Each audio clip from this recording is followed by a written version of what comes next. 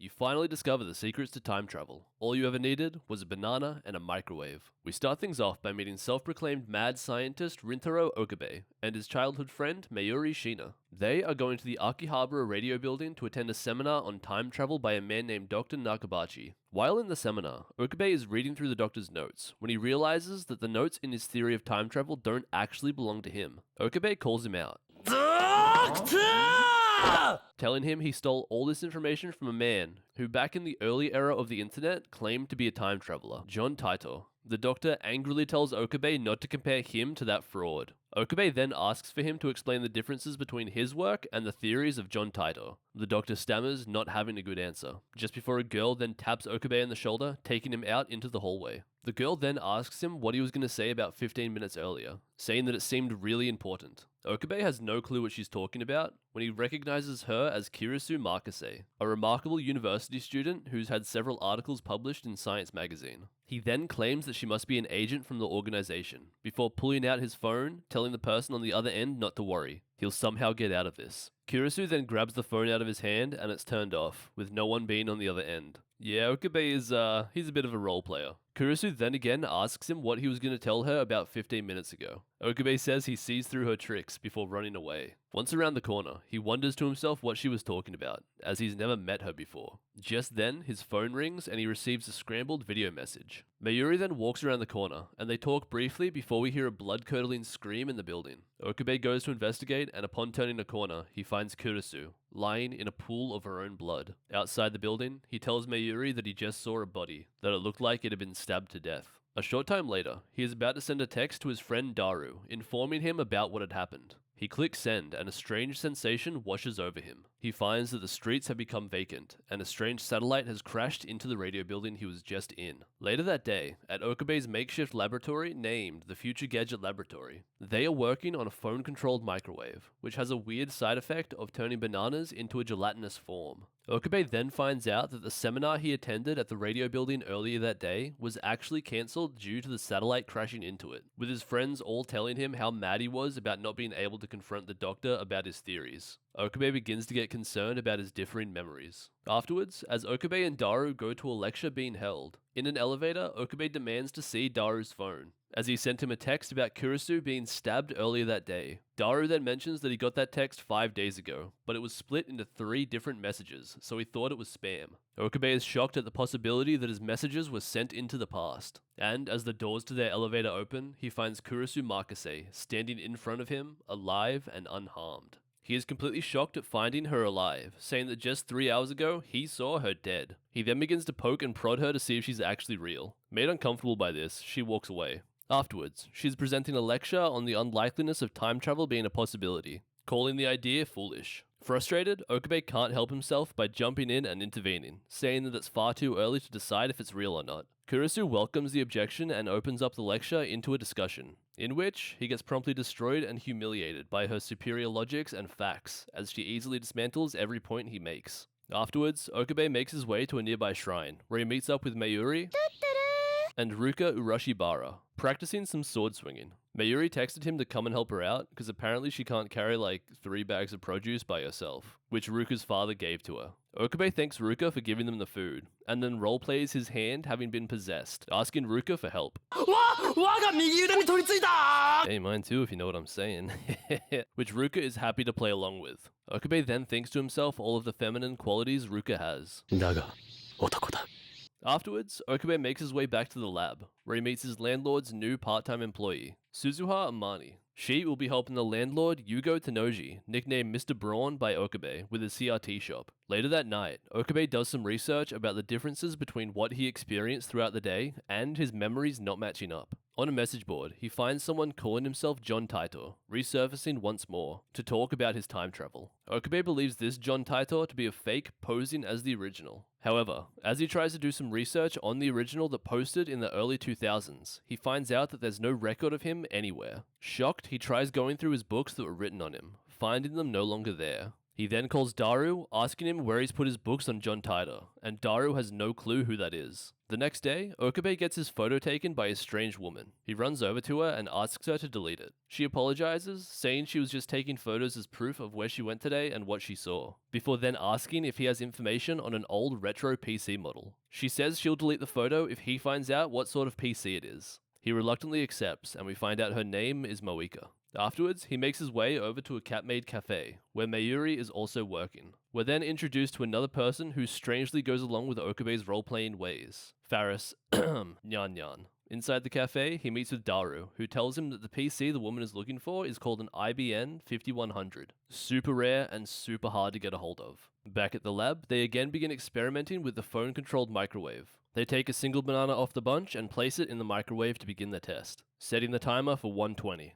After the timer goes off, the banana is gone. They both think that they're playing a trick on each other, when they look at the bundle that it came from and can see that it's completely reattached to it, but is now green and jellified. They are shook when Kurisu comes in, saying that they're doing an interesting experiment. Okabe demands to know how she found them, and she admits that Daru gave her the directions. She walks in, saying that she wanted to know a little bit more about his claim of her being stabbed, but now she is intrigued about the jellified banana on the bunch. She tells him that she wants to know the details about what this banana has to do with that microwave. He tells her that he will let her know about the secrets of the phone microwave only if she joins them and becomes a fellow lab member. She reluctantly agrees, and we see Mayuri running back up the stairs to the lab with some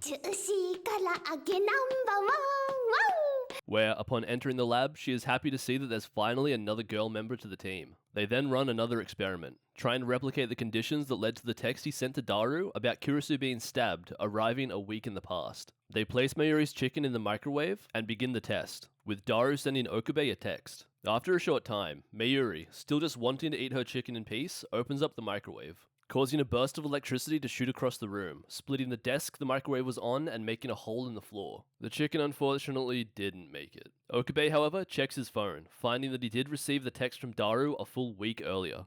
Okabe then declares it to be a full-blown time machine, capable of sending messages back to the past. Kurisu then leaves the lab in disbelief. Sometime later, Okabe sees Daru looking at images of the Large Hadron Collider belonging to CERN, the European Organization for Nuclear Research. Daru then tells him about the rumors that the LHC could generate mini black holes. Okabe then remembers about what John Titor had posted about in the early 2000s, that CERN makes their first time machine in the year 2034, then with that power allegedly creates a dystopian future. Okabe then asks Daru to try and hack into CERN, to see if anything they're doing is somehow related. Later, Okabe manages to get in contact with the person who is claiming to be John Titor, currently on the message board. He gives Okabe his number, saying if he tries to contact him, he'll answer. The next day, as Okabe and Mayuri return to the lab, they hear Daru celebrating that he has managed to hack into CERN. Mission complete! After reading through some of the emails, they come across some information that reveals CERN doing some top secret time travel experiments with mini black holes, which have resulted in the death of several people. They then try to delve deeper into the system, but everything else is encrypted in a code that Daru can't decipher with his hardware.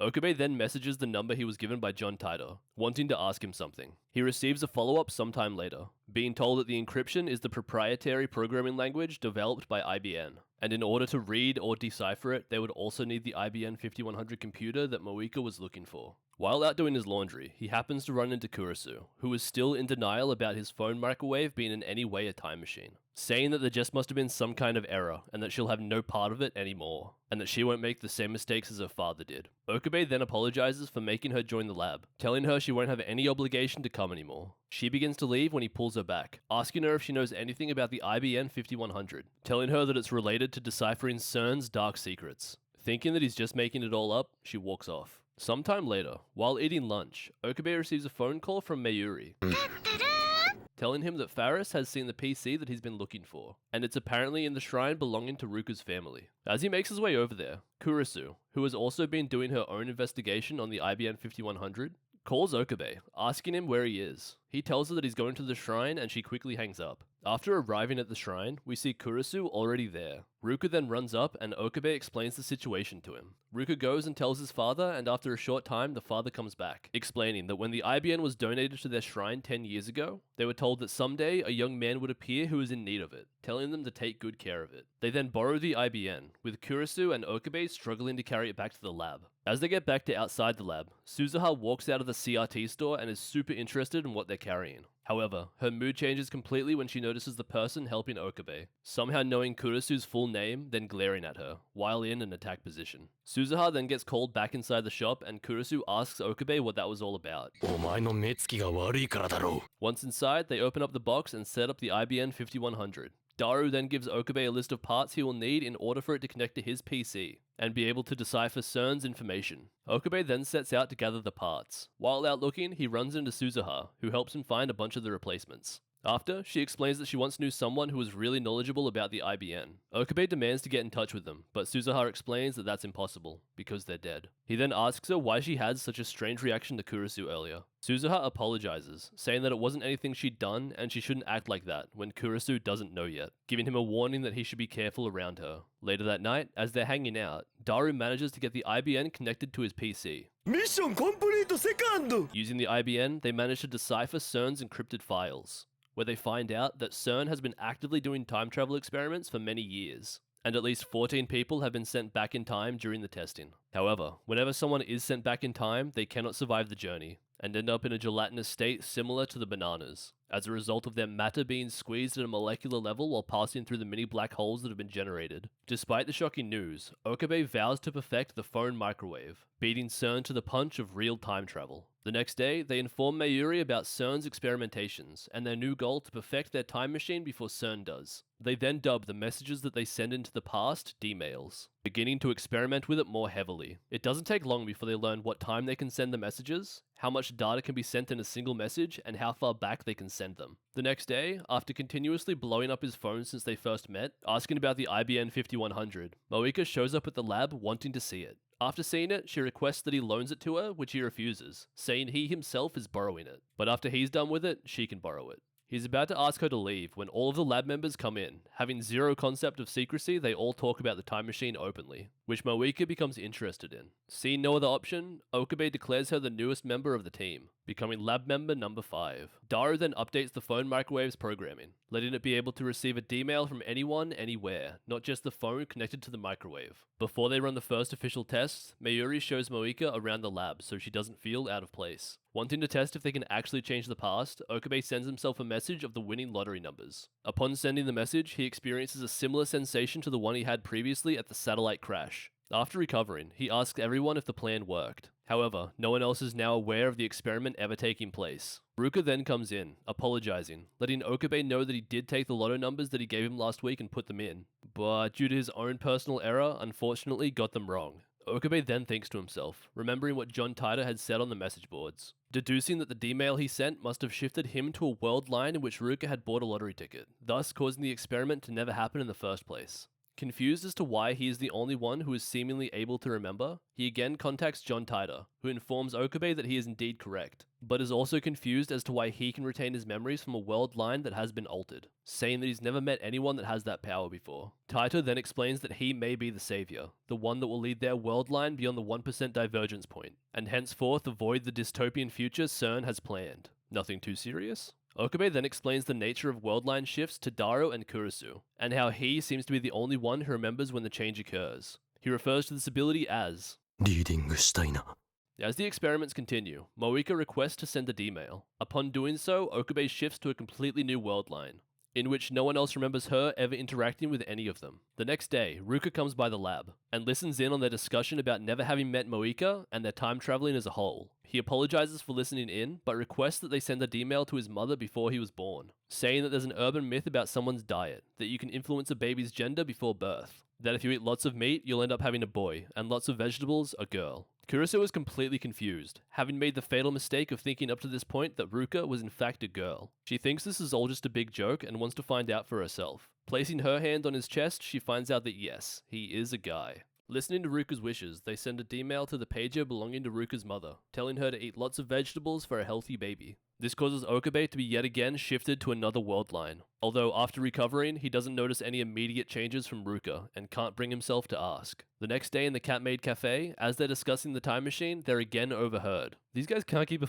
secret to save their lives. Faris asks them what they're talking about, which Okabe refuses to elaborate on. Daru, however, folds like a deck of cards and tells her everything. Back at the lab, Okabe discovers that the IBN 5100 has gone missing, but after talking to Daru, finds out that they never got it in the first place, as a result of Moika's initial D-mail. Kurisu then works out that the minor changes to the past as a result of their D-mails must be causing a butterfly effect, leading to changes far outside their control. Okabe then contacts Ruka about the IBN, who explains that they did have it at some point, but it's now gone. While out in town, Okabe sees Moika and confronts her about the IBN, but she also has no idea where it would be, and is still desperate to find it. Okabe then discovers that unlike the previous world line, they now all know who Moika is, giving weight to Kurisu's theory about the butterfly effect. Afterwards, they all go and visit Faris in her apartment, and we find out her true identity is Rimio Akiha, whose family owns all of Akihabara. Faris then offers them information on the IBN 5100 in exchange for being able to send a D-mail 10 years into the past. Okabe reluctantly agrees, contacting Kurisu, asking her to set up the phone microwave, allowing Faris to send the message. As she sends it, Okabe then experiences another world line shift, and now in front of him is Faris's father. Okabe then asks him about the IBN, and her father responds, saying that he parted with his a long time ago, and never gave it to the shrine. As he walks back around Akihabara, he discovers that the district of the city has completely changed, and what used to be a mecca for anime culture is now just a standard business district. He realizes that the D-mail Faris sent in just one message prevented moe and anime culture from ever being introduced into Akihabara.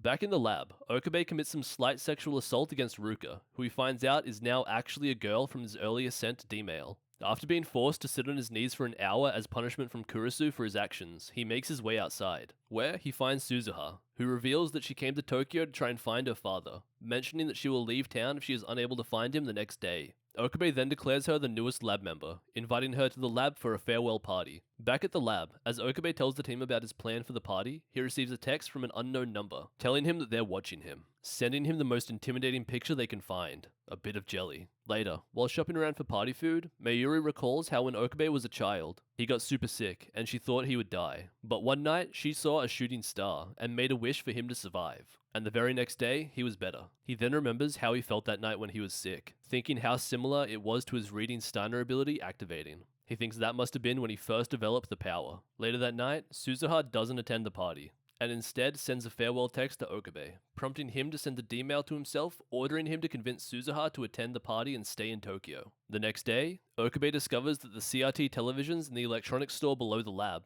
have been serving as a method of sending messages back in time for the phone microwave. Kurisu then theorizes that it might be possible to send frontal lobe memories back in time through the phone microwave, allowing the consciousness of a person to time leap into the past. As Okabe goes into town with Mayuri to look for parts Kurisu needs for her experiment, he explains to her that a time leap may be safer to conduct than simply sending D-mails, due to the nature of the butterfly effect that has been happening to him.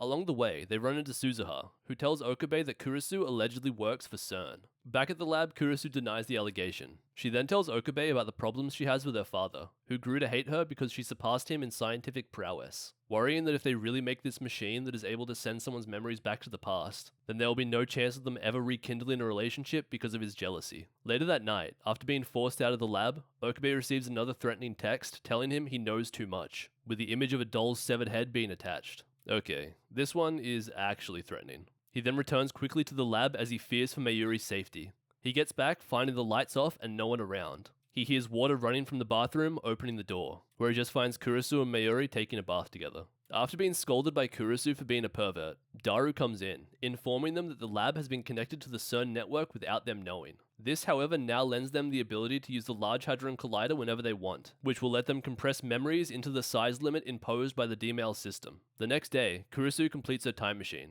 and is now capable of sending one's memories up to 2 days in the past. Just as they're about to test the machine, however, Okabe, still disturbed by the threats that he has received, decides against using the device, suggesting they instead make their discoveries public, which all members also agree on. To celebrate, they decide to have another little party. Throughout the party, Kurisu comes into conflict with Suzuha, who again claims that she is destined to become a CERN spy in the future. Mayuri, however, manages to calm things down between them. Later on, as they're all hanging out, a bomb threat is televised by the news. Suzuha then hears about their lab's direct connection to CERN and leaves. Okabe then strangely notices that a sand timer on the shelf has stopped completely, and a sense of dread washes over him. Mayuri then complains about her pocket watch no longer working, saying it makes no sense because she just wound it up. Just then, several armed men break into the lab, telling them to put their hands up. Then, in walks the leader of the group, Lab Member 5, Moika. She tells them that CERN will be taking the time machine, and that Kurisu, Okabe, and Daru are all coming with her also. Okabe asks what about Mayuri, when Moika responds saying that she isn't needed, shooting and killing her.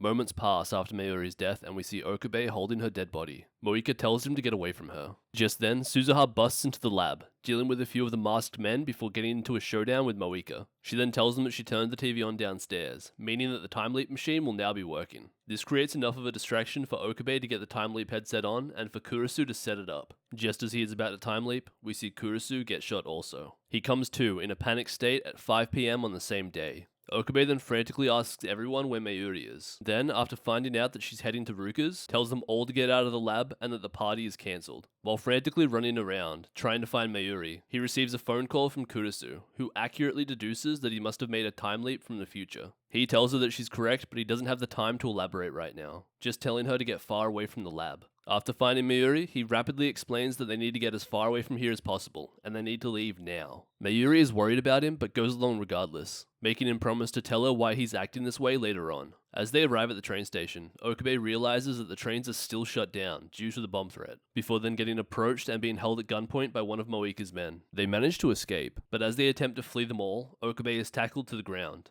Okabe then tells Mayuri to get as far away as she can. However, as she runs down an alleyway, she is once again killed after getting hit by a car being driven by Moika. Okabe manages to escape the men, then makes his way back to the lab where he performs another time leap. This time around, he finds Mayuri much quicker, but as he tries to make his way to the subway, notices that they're being followed. They manage to evade the men and make their way to the subway. However, as they're waiting for the train, Mayuri again states that her watch has stopped working, even though she just wound it. Just then, Nei, the daughter of Okabe's landlord, excited to see Mayuri, runs up to her wanting to give her a big hug. However, while running, she trips, pushing Mayuri in front of the incoming train. Devastated, Okabe vows to keep time leaping until he manages to save Mayuri.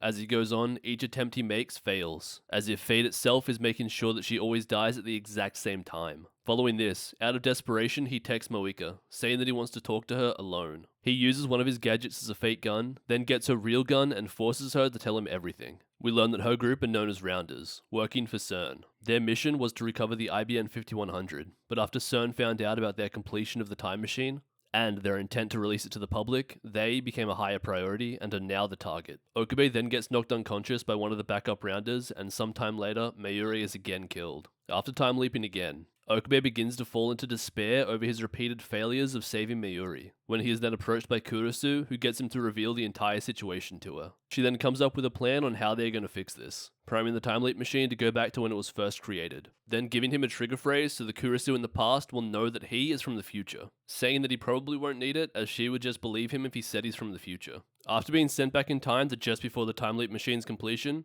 while having lunch with Kurisu, he tells her that he is from 5 hours in the future. Huh?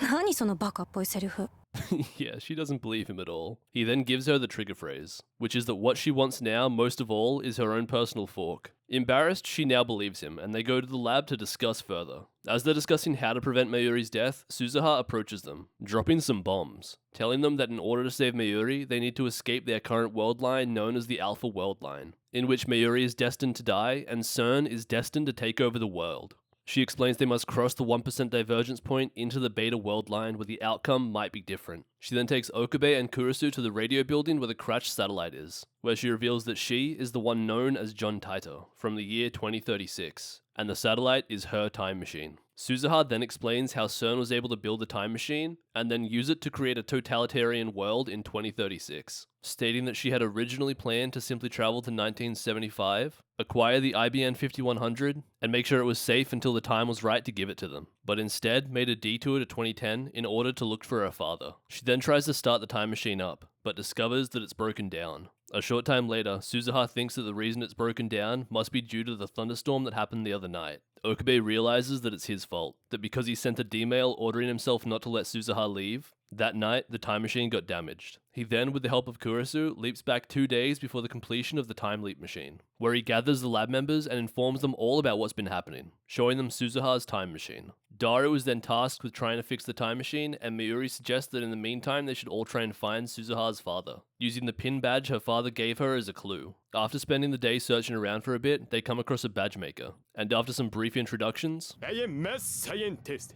It's so cool. Son of a bitch. we find out that the badge apparently seems familiar to the man and he will get back to them. The next day, while they're having lunch on top of the radio building, Okabe receives a phone call from the badge maker, saying that he remembered something. Okabe races to him, and after actually reaching him, isn't able to get much information due to client privacy, only that he was here earlier that day. Okabe then decides to leap back in time to confront the client directly, only to find out that it was actually Daru all along, who wanted to make a fake badge in order to cheer up Suzuha. Daru lets him know that Suzuha's time machine is only able to travel backwards in time, meaning that once she leaves, they'll never be able to see her again. The next day, Daru completes the time machine fully, and Mayuri, after noticing how well Daru and Suzuha work together, pieces together the puzzle, telling everyone she knows who Suzuha's father is, explaining that this time machine was named the FG-204 by Suzuha's father, which stands for Future Gadget, meaning that her father, all along, was Daru. Suzuha kinda knows this in her heart to be true, and they share a tender moment before she boards the time machine, traveling back to 1975. A few hours later, Okabe's landlord delivers a letter to them written by Suzuha in the year 2000. He explains that she once looked after him when he was at his lowest point. In the letter, Suzuha laments that she had failed her mission completely, as the damage that the time machine undertook from the thunderstorm was too much, and as a result she developed amnesia for 24 years, until the year 2000. When she suddenly remembered everything, but by that point it was far too late. Afterwards, the landlord explains to the group that Suzuha is dead from committing suicide. Okabe, then blaming himself for stopping her on the night she was planning to leave, sends himself a D-mail to stop him from following Suzuha, letting her use the time machine before it was ever damaged, but never finding out who her father is. In this new world line, Okabe learns from his landlord that Suzuha had died of an illness instead of suicide. As they're all sitting in the lab a few days later, they're now a day past the point of where Mayuri usually dies, when she then tells Okabe that her stopwatch has stopped working, and again she is killed. And after again leaping back in time and explaining everything to Kurisu, she theorizes that since negating his initial D-mail of stopping Suzuha from staying around gave him an extra day, undoing the effects of the other D-mails could bring them back to a world line where they have the IBN 5100, which would let them hack into CERN and delete all records of them on their system, and Mayuri would no longer die. Thinking back, he then remembers how much Forrest's D-mail changed Akihabara, and then sets out on a search to find out what she sent and how he can reverse it. He goes to the place where she is currently playing in a card game tournament. Once inside, she sees him, grabs his hand, and pulls him along while running away from a group of men. She explains to him that she's being chased by a group of card game players, who are pissed off about losing to her and are now trying to attack her. Basically, they're just a bunch of incels. They manage to escape far enough away, and Okabe tries to gather information about what kind of text she might have sent that would have prevented Moe from being introduced to Akihabara. She doesn't really know what he's talking about, but tells him that she once asked her dad about opening a maid cafe in Akihabara. Okabe then asks her if she's talking about the May Queen, and she asks him how he knew that. She's not told anyone. Okabe explains that it used to exist, and moe and anime used to be everywhere around here.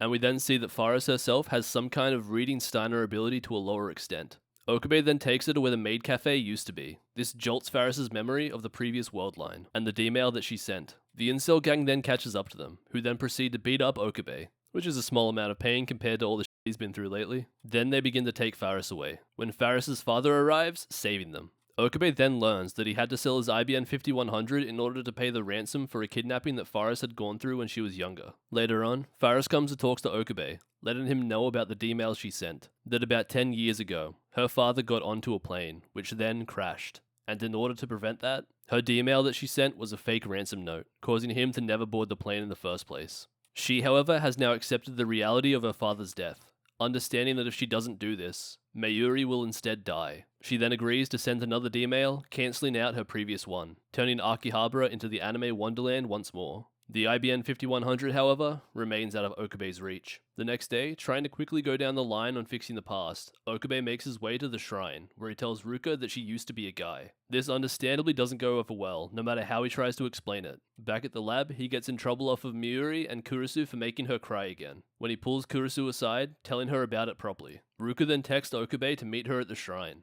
and after he does, she admits that she does believe what he said. However, she has a request. She says she will become a guy again in exchange for Okabe becoming her boyfriend. You see, I see this as an absolute win. She then admits that she loves him, and asking that just for one day, he'll be her boyfriend. Not wanting to see her cry, Okabe accepts. He then tries getting dating advice from Kurisu and Daru, which quickly goes from bad to worse. Kurisu does, however, set him up with that drip. Okabe then meets Ruka for their day together, with Daru and Kurisu following close behind. Their date becomes increasingly awkward, with Okabe too much in his head thinking about trying to make this date go smoothly. Then, while they're walking together, Ruka, like Faris, begins to remember the previous world line in which he was a guy. This distresses her, and as they reach the shrine, she abruptly ends the date, giving him the details to her mother's pager. Okabe then realizes that the reason they didn't enjoy their date was because he was trying to be someone he's not. Okabe then races back to the shrine, where he spends the rest of the day training with Ruka like they used to, restoring their relationship completely. Okabe sends the D-mail, undoing the one Ruka had sent. All that's left now is Moika's. Okabe manages to track down where Moika is living, and makes his way to her apartment. However, after arriving, he learns that she committed suicide the night before. He then waits until later that night to learn the new point in time at which Mayuri dies in this world line, before doing another leap and making his way back to Moika's apartment. Upon entering, he finds her having a complete and utter nervous breakdown, trying desperately to get any sort of response back from someone called FB. Okabe manages to wrestle her phone away, and then locks Moika in her room. He then tells Kurisu to get the phone microwave ready to send a D-mail which will undo her initial one. He clicks send, but nothing happens. His reading Steiner didn't activate. He realizes that the text she sent initially wasn't actually telling herself to get a new phone, and she must have sent another one shortly after. Needing to know answers, he goes back in, confronting Moika and telling her about how she's being used by this FB person, and that in a few days' time, she is destined to kill herself as a result of being abandoned by them. Okabe manages to find the text which is involved in the location of the IBN, but after sending another D-mail telling her to ignore it, the world line still isn't changed. He then realizes that the only person Moika will listen to will be FB. As he goes to leave to try and find out who FB is, Moika, due to being abandoned, tells Okabe the location of the IBN. Back at the lab, Okabe plans to go to the location and break open the locker holding the IBN. However, he gets stopped by Kurisu, who instead suggests that they stake out the location to try and find out the identity of this FB person.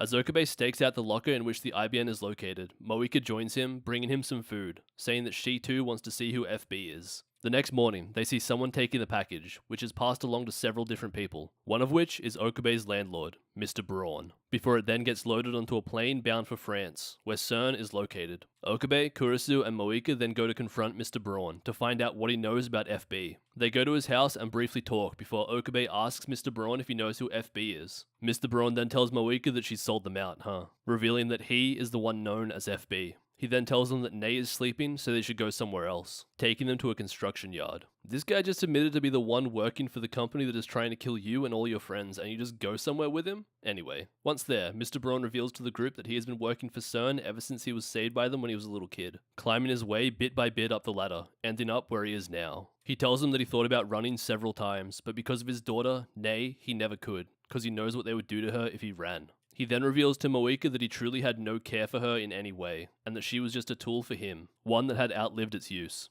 And following the code of the Rounders, for those that fail their mission or betray their cause, shoots and kills her, before doing the same to himself. Kurisu then reminds the shocked Okabe about the D-mail. He then gets Mr. Braun's phone, sending a D-mail to Moika, posing as FB to conclude all searches and go back into standby. This returns him to the world line where Mr. Braun and Moika are both still alive, and the IBN is once again in their possession. Okabe then asks Daru to hack into CERN, using the IBN in order to delete any information CERN has on them. They then talk about how all that's left to do now is stop the initial D-mail from ever being sent, and they'll be back in the original world line. Kurisu then jokingly points out the fact that the original world line is the one at which Okabe told her she gets stabbed in. Okabe is horrified, realizing she's correct. Daru says that he is going to begin hacking into CERN now, when Okabe tells him to wait, that they're no longer doing it. Okabe then accompanies Mayuri to a comic book convention, trying to think of a way in which he can prevent Mayuri from dying without having to sacrifice Kurisu as well. Later that night, as they're walking down an alleyway, Mayuri again comments that a stopwatch has stopped working, when they see a car start driving towards them down the alleyway. And in a desperate attempt at changing fate, Okabe goes to throw himself in front of it, instead of letting Mayuri get hit. Mayuri, however, pushes him out of the way and gets hit by it instead, dying at the same time she always does. He again leaps back in time before going to lie on the roof, contemplating what to do. A few hours pass before Kurisu goes up to talk to him, forcing him to tell her what's got him so worked up. He then reveals the truth to her, that if they go back and change the very first D-mail to never having happened, that they will then enter the Beta world line, a world line in which Kurisu is stabbed and killed. Later that night, Kurisu visits the place where she was stabbed in the previous world line. The next day, after searching for a while, Okabe finds Kurisu lying on the rooftop of the radio building. It begins to rain and they make their way inside. Kurisu notices a small cut on his lab coat and insists that she stitch it up. After fixing it, Kurisu asks him if it was near here where she got stabbed. Okabe asks her how she knows, and she reveals that she has a weak, almost non-existent memory of it. But they're still there. Not just of her being stabbed, but of him desperately trying to save Mayuri too. Kurisu then tells him that he should save Mayuri instead of herself. Unable to accept this and refusing to give up, Okabe runs back to the lab. As he prepares himself to do another time leap, Kurisu comes in and stops him, telling him that if he just sees Mayuri die again and again, it will completely destroy him. Kurisu tells him to save Mayuri. We then have a beautiful scene of Okabe declaring his feelings for Kurisu, and Kurisu explaining that even if she does die in the new world line, surely she will still be living and breathing in the infinite other world lines that exist, so she'll never truly be gone. Okabe then admits that he loves her, asking her if she feels the same, and she responds by kissing him. The next day, Kurisu is returning back to America, and in the lab they are preparing to delete the original D-mail from CERN's networks. Just as he hits delete, Kurisu breaks into the room, trying to tell him that she also loves him, but is cut off as Okabe shifts back into the Beta world line. Some time passes, and Okabe gets rid of the phone wave completely. He then receives a phone call out of the blue, from an alternate Suzuha telling him that she needs to meet him, and that she needs his help to stop World War III. My man is never catching a break, is he? Upon reaching the rooftop of the radio building, this new Suzuha asks Okabe to come with her, which he refuses, saying that in the past 3 weeks he's altered the world lines again and again, and has also sacrificed Kurisu to reach this Beta world line, telling her that he can't let all this count for nothing. Suzuha then tells him that the way to prevent World War III is to prevent the death of Kurisu, saying that she doesn't exactly know the details, but her main mission here is to save Kurisu and enter the one world line unaffected by the attractor field which causes World War III, the Steins Gate. You son of a bitch! I'm in! Okabe then travels to the past with Suzuha in her time machine, arriving some time before Kurisu's death. Suzuha warns him not to interact with his own self in any way, as that will cause a serious time paradox. We then witness events unfold like they did the first time around. Okabe manages to avoid the previous version of himself, but does however bump into Kurisu. And we find out the reason why she acted that way in her initial meeting so long ago, as he is completely stunned to see her alive. Some time passes, and Okabe manages to make his way into the room which Kurisu was stabbed. There, Kurisu meets with her father, which is revealed to be Dr. Nakabachi, and we find out that Kurisu had made an entire theory on time travel to try and win her father back. He, however, is just the worst person ever and intends to take full credit for her work. She tells him that she never thought he could go so low as to do that, when he starts attacking and choking her. Trying to save her, Okabe tackles the doctor away, who then pulls out a knife and begins swinging at Okabe. Okabe manages to wrestle the knife away from him when he picks up a screwdriver and seems like he is about to stab Kurisu. Trying to save her, Okabe then charges at her father, when Kurisu pushes her father away and Okabe, unable to stop his momentum, stabs Kurisu, killing her. The doctor then grabs the papers and runs away. Suzuha and Okabe then return back to where they left off, with Okabe in a completely shaken state, as he was the one that killed Kurisu. A text then tells them to turn on the TV, in which we see Dr. Nakabachi having given the theory of time travel to the Russian government. Suzuha explains that this event leads to a time machine arms race and eventually World War III. Suzuha then insists that he try again, but Okabe is defeated, stating that he can't change anything. He tried with Mayuri and nothing worked. The same will happen with Kurisu. He then says he's tired of this before beginning to walk away. Mayuri, the absolute MVP, then comes in with a telling him that the Okabe she knows would never give up on someone or something if it was important. Suzuha then tells him that the scrambled video message he received on the day Kurisu was stabbed should be watchable now, apologizing for lying to him but stating that the plan called for him to fail at least once. This video message turns out to be a video from himself, 15 years in the future, explaining that in order to save Kurisu, He must fool his past self into thinking Kurisu has died, but he has to do it in a way which won't stop his future self in this timeline 15 years down the track from making a time machine and causing a paradox. They make their way back to the lab, where Okabe grabs a light-up sword, planning to use its liquid as a substitute for Kurisu's blood. Okabe and Suzuha then return to the day of Kurisu's death. He then again meets Kurisu, this time telling her that he's going to save her before running off. He then waits in the room Kurisu was initially stabbed in for her and her father to show up. However, as he's waiting, he finds out that the liquid in the light-up sword has dried out, as Kurisu and her father begin arguing. Okabe announces his presence, then taunts her father in order to get the much-needed blood the only way he knows how, by getting stabbed in the guts. Okabe then intimidates her father by continuing on after being stabbed, causing him to run off. Kurisu then tries calling out for someone to help Okabe, when he again says he's going to save her, using his taser to knock her out. He then uses his blood to replicate the exact scene he initially saw. As Suzuha tries to drag him back to the time machine, he asks to wait, and we see his original self finding the body of Kurisu. Okabe then thinks to himself, good luck, you're about to enter the hardest and best 3 weeks of your life. Whilst in the time machine, Suzuha gives her thanks before she disappears, as she doesn't exist in the world line of Steins Gate. After spending some time in hospital and recovering from his wounds, Okabe starts to give out badges to the lab members he recruited in other world lines, saving one for Suzuha, who will be born in 7 years' time. We then end with Okabe walking through a busy street, thinking about Kurisu and where she might be now, being satisfied knowing that she is alive and well somewhere, when they suddenly pass each other on the street. Kurisu thinking that she finally found him, and wants to thank him for saving her. Okabe then does his role-playing ways, which he is somehow familiar with, and we know that she has still retained some of her memories she had from her previous world lines. Hey, thanks for watching the video. If you enjoyed, please like and subscribe. It only takes a second and it really helps me out.